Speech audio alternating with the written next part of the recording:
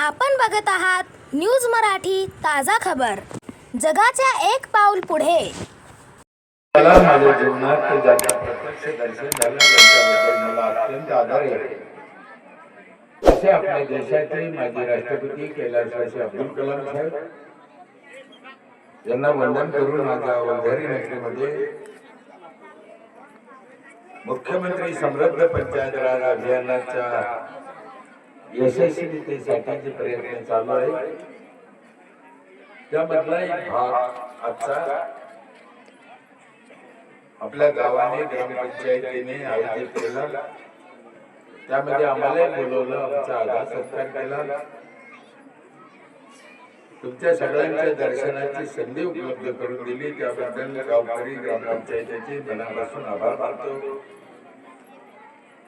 या कार्यक्रमाला आणखी दोन मान्यवर आहेत ज्यांचं शिक्षण क्षेत्रात काम आहे, असे सय्यद सर व ज्यांचं पक्षाच्या बाबतीत ज्यांचं प्रेम आहे, माहिती अनुभव असे पुरंदरे सर त्यांचंही आपल्याला ऐकायचंय।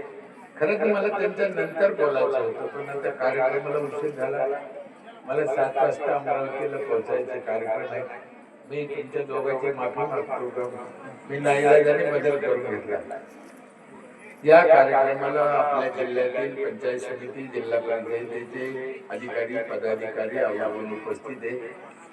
शेजारच्या गोंदिया जिल्ह्यातले पण काही पदाधिकारी अधिकारी आहेत, गावागावात आलेले सरपंच, आमचे शाळेचे विद्यार्थी, पुरुष मंडळी, महिला मंडळ आवर्जून उपस्थित आहे। मी आल्यापासून पाहतोय आणि माझी नजर फार भामटी आहे। तुम्ही म्हणता त्याचे मी आल्यापासून निरीक्षण करतो, गाव एकदम सुंदर आहे। पुरुषोत्तम भावाने गावाप्रमाणे काम केलं, साजेचं काम आहे। मी सहसा कोणाची प्रशंसा करत नाही, लई झाडावर कोणाला चढवत नाही, पण इथे आल्यावर असं लक्षात आलं की नाहीला ज्यांनी काम चांगलं केलं ते चांगलं म्हणलंच पाहिजे। मी आता सरपंच ताईला म्हणलं, मी चांगलं कोणाला म्हणत नाही, मी शिवाय देत असतो। त्या ताई म्हणे तुमच्या शिव्या पण आम्हाला आवडते, देत जा शिव्या पण चांगल्याच आहेत। मुख्यमंत्री ग्राम समृद्ध योजना का आहे, कशासाठी, लोक कशासाठी समजते मला माहित नाही, पण सर मी याच्यासाठी समजतो।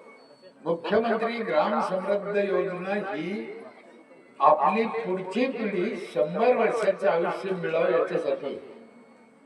बघा तुम्हाला काय समजत असलं ते समजा, नसेल समजत ते नका समजा।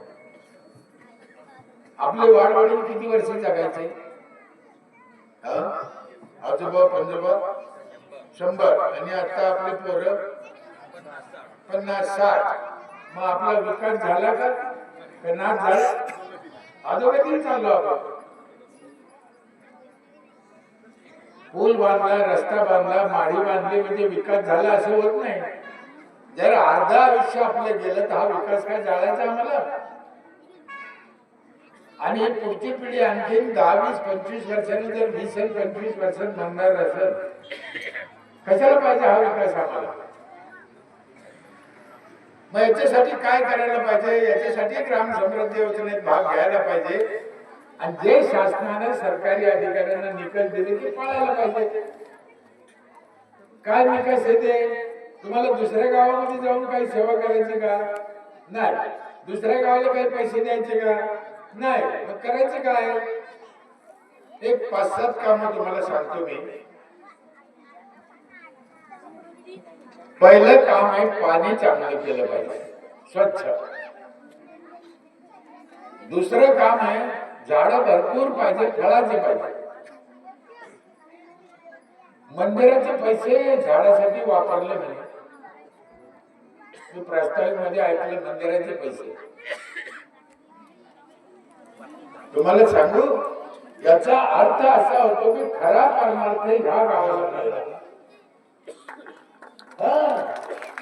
मंदिराचे पैसे सत्कार्यासाठीच राहते, चांगल्या कामात आले, हनुमंतरायला खुश झाले असते।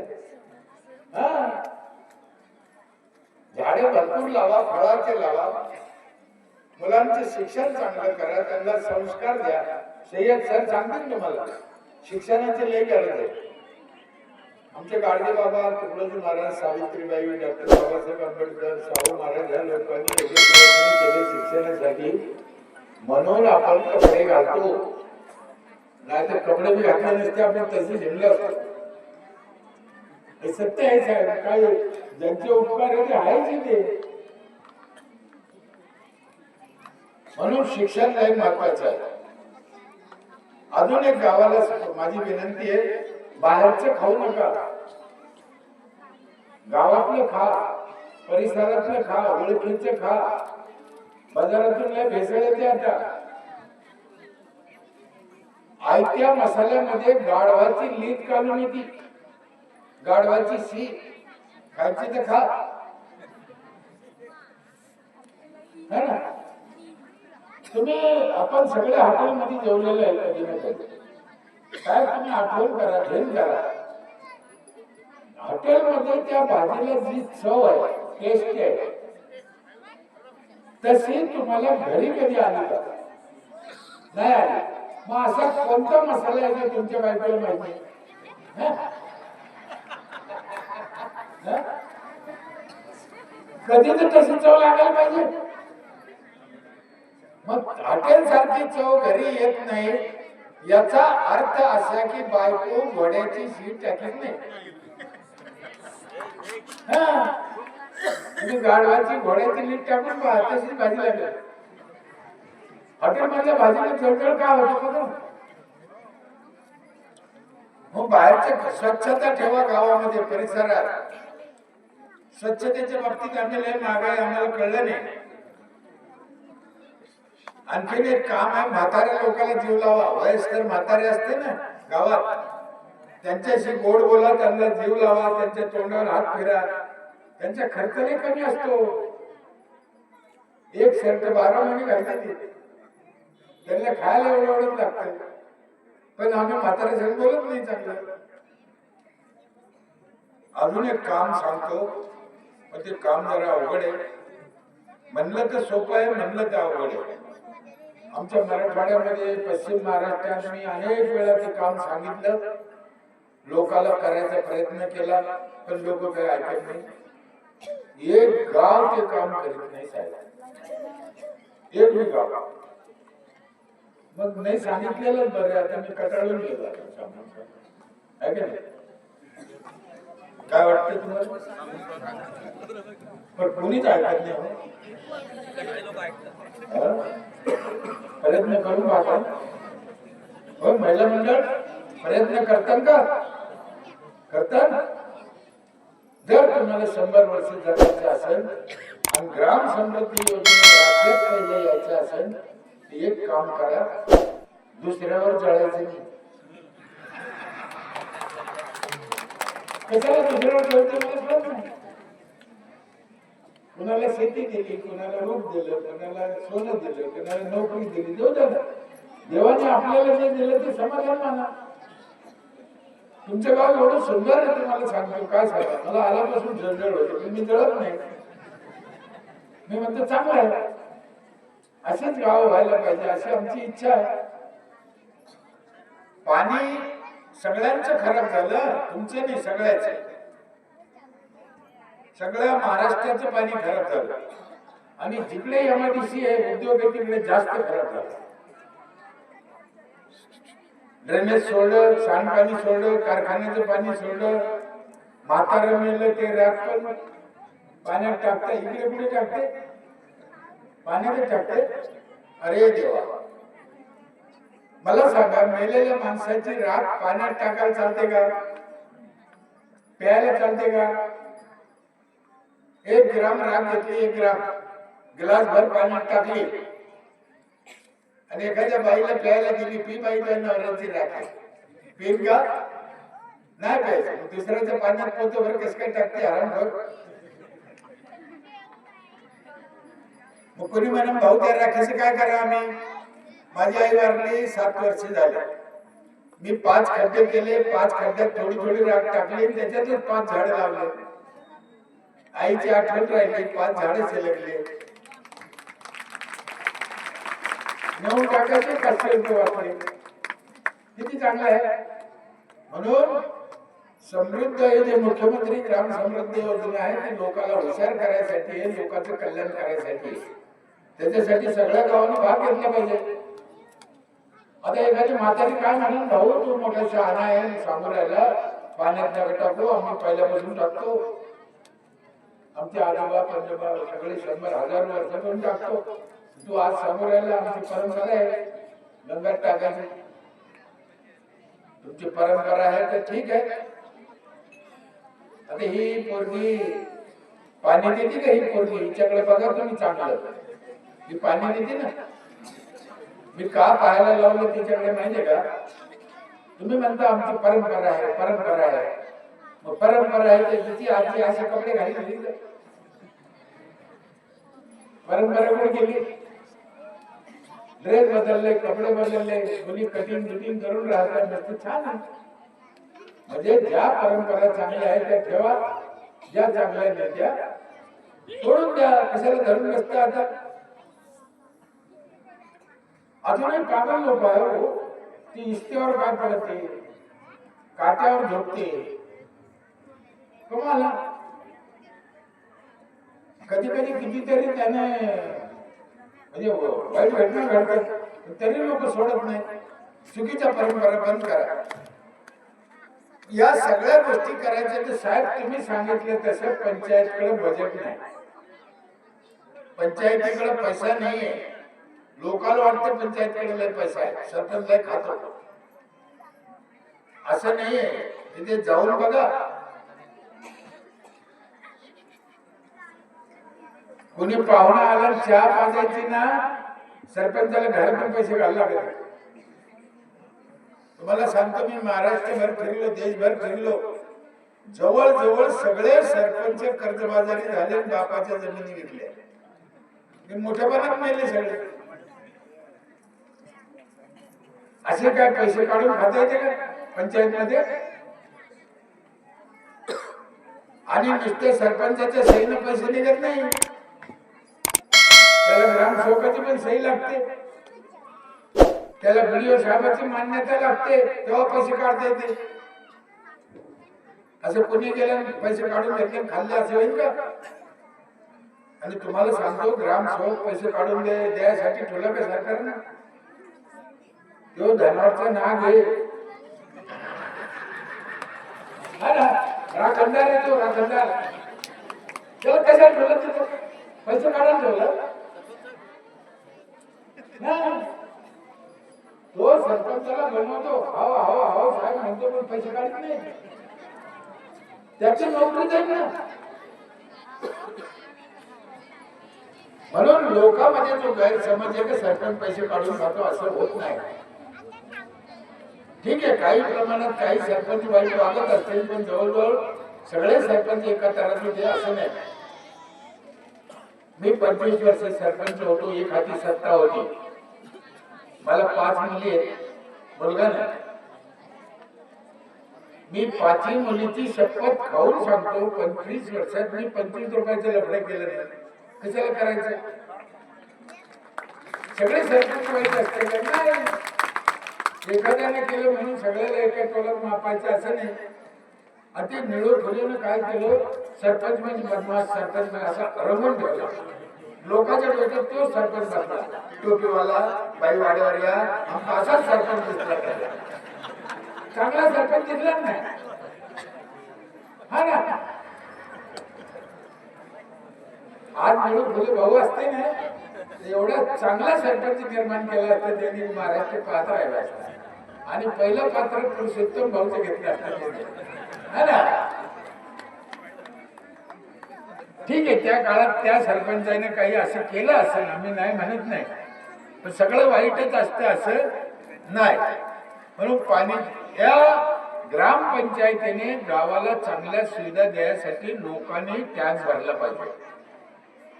माझ्या गावात काय केलं मी तुम्हाला थोडक्यात सांगतो. बच्चे कंपनी बच्चे लई वेळ झाले मी बसले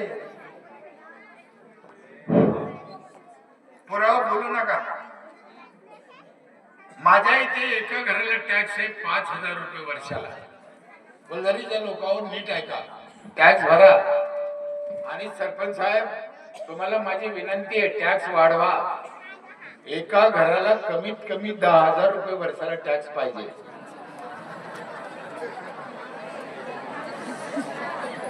हा,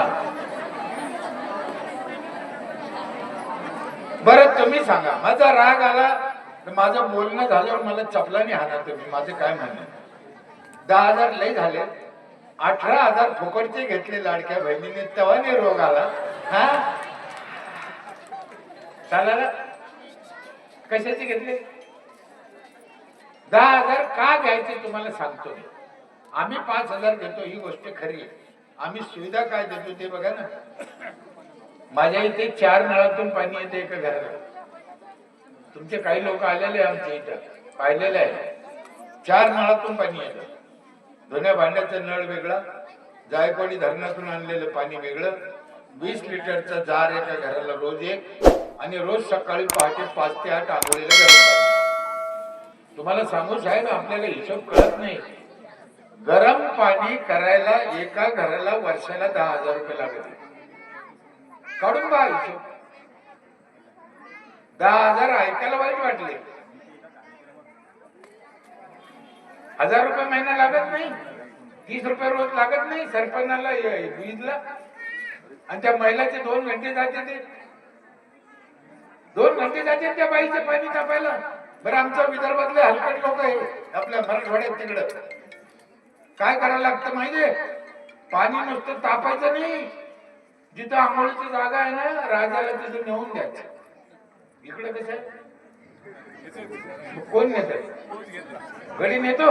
चांगले उपकार आहे बाबा, हो लय भारी आहे. आमच्या तिकडे लोक नेतच नाही बकेट, त्यांच्या हाताला पेरलेच व्हायला. महिलांनी नेलं नाही पाहिजे बकेट. याला आंघोळीला जायचं, यालाच न्यायचं ना. म्हणून 4 प्रकारचं पाणी, गरम पाणी, फिल्टर पाणी, आरोचं पाणी. आणि 20 वर्ष झाले 1 मिनिट नळ बंद नाही. आता एक जार मी पकडला, तुम्ही 10 रुपयाला मी पकडला तर 300 रुपये महिन्याचे, 3600 रुपये सालाचे. 10,000 घ्यायचे म्हणजे काय, लुटून खायला नाही घ्यायचे. एक पिठाची गिरणी आमची. हा, सगळ्या प्रॉपर्टी महिलाच्या नावावरच केलं पाहिजे. इथे कसं केलं ना, हा सगळं यांच्या नावावर करायचं. यांचे कपडे काढून घ्यायचे, भाडवायचे, यांच्या नावावर ठेवायचं नाही काय. हा ना, याचं नुसतं कागदावर आपल्या नाव पुढे नाव लावायचं.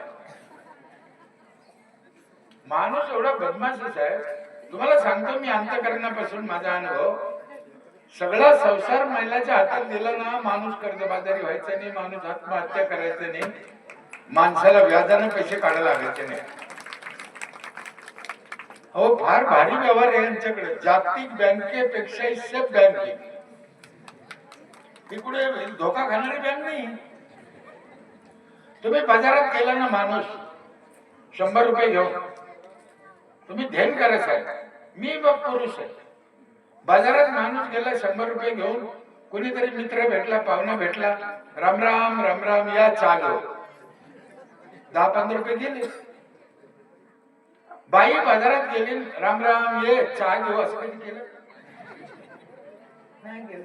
ती सगळा बाजार करीन, घरी येईल, मग हातपाय धुवून चहा घेऊ. हा फरक आहे ना. बरं, तिला धाब्यावर जायचं नाही, तिला दारू प्यायचं नाही, तिला जुगार खेळायचं नाही, तिला कोणासाठी करायचं. आणखीन एक सगळ्यात महत्वाची गोष्ट सांगू तुम्हाला. बाईच्या हातात संसार असला तर काय होईल, 2 साड्याच्या वरती साड्या घ्यायची नाही.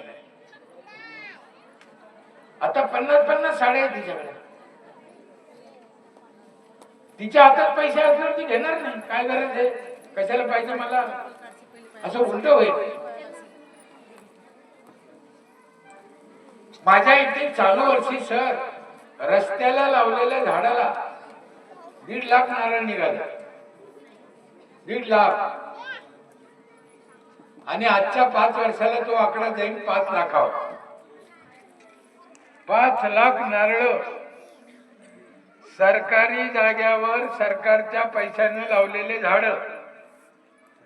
नारळ विकत नाही आम्ही, गावातले पोरं तोडून खाते. खाऊ द्या ना. आमच्या स्मशानभूमीत 100-200 क्विंटल जांभळं निघत असत. जांभळ आमचे झाडं बुडत चालले आता. कौड तर कोणाला माहित बी नाही आता. या पोराला सांगा लागेल पुस्तकात कौड गोल होतं.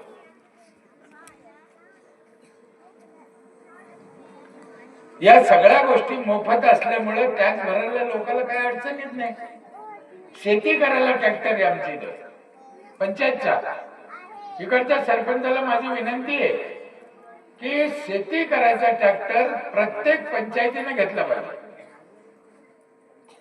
आणि गावातल्या शेतकऱ्याची शेती केली पाहिजे कमी खर्चात. म्हणजे तुमचा खर्च निघून आल्यावर तुम्हाला 10% नफा झाला बस झालं. उदाहरणार्थ जर बाजार भावाने 10,000 रुपये बिल झालं शेतकऱ्याचं तर 7,500 घ्या. 6,000 त्याला खर्च येईल, 1,500 तुम्हाला नफा राहील, पण गरीबाला फायदा होईल ना. एवढे सगळे टॅक्स मध्ये आम्ही फायदा करत असल्यामुळे लोक 5,000 भरते. माझ्या इथे एक महिला बिजलाबाई मुच घरकुलात राहती, मंजुरी करती, नवरा नाही मुलगा नाही तरी 1 एप्रिलला पैसे भरते. अशा किती का महिला आहे. या आणि थोडं काय पुरुषोत्तम भाऊ जसे म्हणले पुढे निवडून यायची शक्यता नाही ते खरं आहे. कारण लोकांना असा कडकपण त्रास झाला का लोक सरपंच बदलायला पाहते.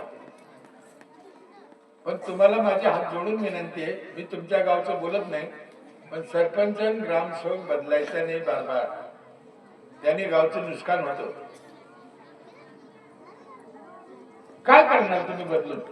मला 25 वर्ष ग्रामपंचायत मध्ये काम केलं, राज्यात पहिला आलो, मला अर्धी ग्रामपंचायत कळली. मग 5 वर्षात आणि 2 वर्षात किती कळण यायला. अनुभव लागतो ना. ग्रामसेवक बी बदलायचे नाही, सरपंच बी बदलायचे नाही. तुम्हाला राग आला ना कपडे काढून हाना, पण बदलायचं नाही. यांच्याकडूनच करून घ्या ना, ही गावातलेच नाही. बदलणं हा मार्ग नाही. दुसरी गोष्ट जरी बदलला तर रागराग करायचं नाही किंवा सरपंचासंग विरोध करायचा नाही. सरपंचासंग चर्चा केली पाहिजे गावाने. काय होतं, सरपंच निवडून आला का सरपंचाचं तोंड तिकडं, गावाचं तोंड इकडं, ग्रामसेवकाचं तिकडं. मग चांगलं कसं होईल. ग्रामसेवकाला तर लय जीव लावा. तुम्हाला हात जोडून विनंती आहे. ग्रामसेवकाचा रागराग करायचा नाही. ग्रामसेवक गावात आला का पहिले विचारा चहा पिता का, जेवण केलं का, तुमचे आई बाबा बरे का, तुमची बायको बरी का, पोराला किती मार्क पडले असं विचारा. तेव्हा ते गोड बोलून. तुम्ही गावात ग्रामसेवक आला भाव केला, मग ते फोन काढित, कोण बीडीओ साहेब का, जाधव साहेब आला नुकसान बऱ्याच झालं. तुम्हाला एक गोष्ट सांगू, ग्रामसेवकाला पण लय त्रास आहे हो. सगळे लोक शिव्या देते, पंचायत समितीचे लोक बी त्रास देते. शुगर बीपी झाली ग्रामसेवकाला. बरं एवढं होऊन घरी गेल्यावर काय झालं, ग्रामसेवक सरपंच आहे, आणि एवढं होऊन घरी गेल्यावर त्याच्या घरचं धोरणे असलं तर बरे, नाही तर 24 घंटे त्याला शिक्षाच झाली ना. मग त्याने जगाव तर कसं जगाव. म्हणून ग्रामसेवकाला जीव लाव. ग्रामसेवकाच्या पोटात 33 कोटी देव आहे. कोणत्या देवाची पूजा करू नका, ग्रामसेवकाची करा. ग्रामसेवक हे ग्रामदैवत आहे साहेब. जर आपल्याला कळलं तर 300 योजना आहे सरकारच्या, 300 ग्रामसेवकालाच माहितीये. 300 योजना काय होऊ शकतं गावाचं, आणि त्या पूर्णत्वास न्यायला जबाबदार तोच आहे. म्हणून त्याच्या संग चांगले संबंध ठेवा. गाईचं दूध काढायचं, गाईचं गोमतेर काढायचं तर पाठवून हात फिरवतो ना, तसं ग्रामसेवकाच्या पाठवून हात फिरा. ग्रामसेवकाला जीव लावा. सरपंच सदस्याने हे अभियान लोकांना समजून सांगा. पाणी स्वच्छ द्या, झाडं भरपूर लावा, फळाचे लावा, फळाचे. सीताफळ, पेरू, आंबा, नारळ, चिकू रस्त्याने मी लोकांना सांगतो फळाची झाडे लावा, लोक मला सांगते रस्त्याला जर फळाची झाडे लावले तर लेकरं ठेवायचे नाही. अरे लेकरासाठीच लावा म्हणतो मी, लेकराने खाल्ले पाहिजे म्हणून लावा, पण लेकराने खाऊ नये म्हणून फळाची झाडं लाईत नाही लोक. लय हरामी झाले. मी एका गावात बोललो होतो, इतका तुम्हाला लेकराचा राग आहे, मग तो कुठाने तो व्याप केलाच कशाला, त्या भानगडीत गेले कशाला, बिगर लग्नात राहायचं ना. आपल्या लेकराने फळं तोडून खाल्लं, आनंद व्हायला पाहिजे आपल्याला. म्हणून फळाच्या झाडाशिवाय पाऊस पडत. राम वनवासात गेला होता म्हणजे 14 वर्ष, काय खाल्लं? फळ. आणि आम्हाला 14 महिने फळ भेटत नाही खायला. कसं व्हायचं? आणि का भेटत नाही? आम्ही लावत नाही. म्हणून लावा. झाडाशिवाय माणूस जगू शकत नाही. हे ऑक्सिजन झाडातून मिळतो. एका माणसाला जगायला 4 झाडं लागते. मुंबईत हजारो लोक मेले कोरोनानं. हे साहेब नीट ध्यान करा. मुंबईमध्ये हजारो लोक मेले कोरोनानं. इथे मेले का हजारांना? इथे काय नाही मेले? इथे त्या मानाने माणसं कमी, झाडे जास्त आहे. म्हणून झाडावर प्रेम करा, झाडं जगवा, झाडं टिकवा, नाही तर मुंबई सारखं आपलं बी होईल. एका दिवसात एवढे मरते सगळे. ऑक्सिजन नाही मिळाल्यावर काय करायचं? फोनची रेंज जाते का? तशी रेंज जाईल आपली. म्हणून झाडं लावा, मुलांना शिकवा. शिक्षणाशिवाय पर्याय नाही. शिक्षणाचे महत्व सर सांगते. पोरीला शाळेत पाठवा, पोरीला शिकू द्या. हे सावित्रीबाईनं आपल्यासाठी शेण खाल्लं पण शाळा उघड्या. सावित्रीबाई नसते ती एकही महिला एवढी थटून पटून आली नसती. इथं तिकडेच बसली असती कोपऱ्यात.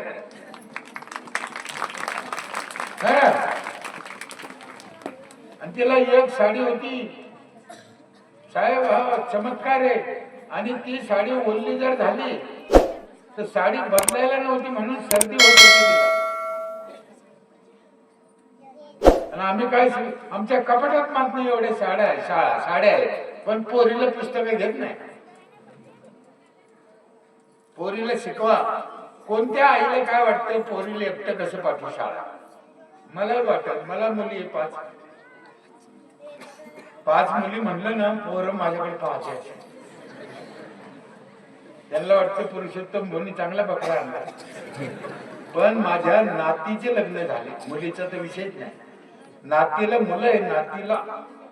नातीला मुलं म्हणजे मी काय झालो?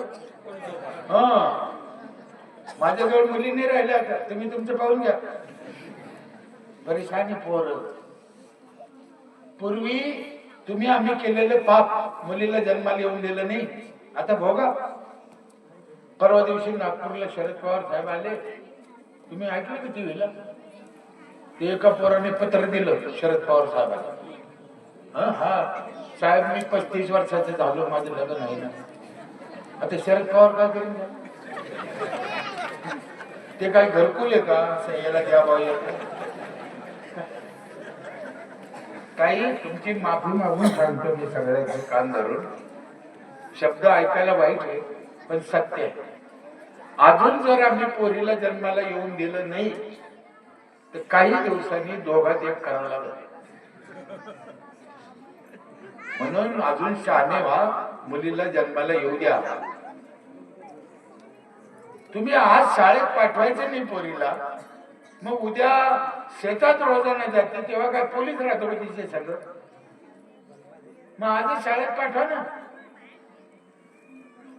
सरकारी कर्मचाऱ्या बाईला 2000 रुपये रोज आहे आणि आमच्या शेतातल्या बाईला 200-250. किती फरक आहे? मग शिक्षणाशिवाय पर्याय नाही. बाहेरचं खायचं नाही, अजिबात नाही. ओळखीचं माहितीतलं खा. अशाच नवनवीन आणि ताज्या बातम्यांसाठी आजच आमच्या चॅनलला सबस्क्राईब करा आणि बेल आयकॉन दाबायला विसरू नका.